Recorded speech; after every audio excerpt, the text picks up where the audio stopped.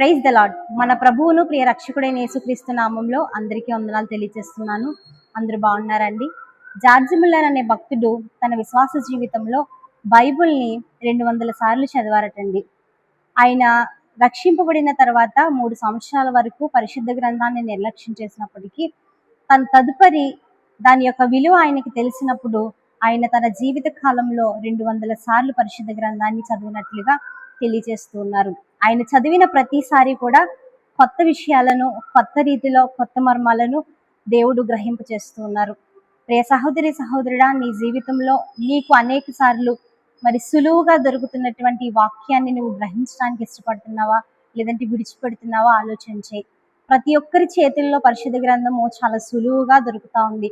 ఎందుకు అనంటే మరి గడిచిన కాలంలో ఎంతో మంది భక్తుల ప్రయాసతో ఇప్పుడు ప్రతి ఒక్కరి చేతిలో చాలా మందికి ఉచితంగా దొరుకుతున్నటువంటి పరిశుద్ధ గ్రంథము రాబోయే దినాలలో కరువైపోవచ్చు. దయచేసి గ్రహించండి. పరిశుద్ధ గ్రంథంలో ఉన్న ప్రతి మాట పరిశుద్ధాత్ముడు మనతో మాట్లాడుతున్నటువంటి మాట. దానిని అనుదినము మనం చదవాలి. దొరికినప్పుడే దాన్ని మనం గ్రహించాలి. మరి దొరికినప్పుడే దానిని మనం పొందుకోవాలి. ఆమేన్.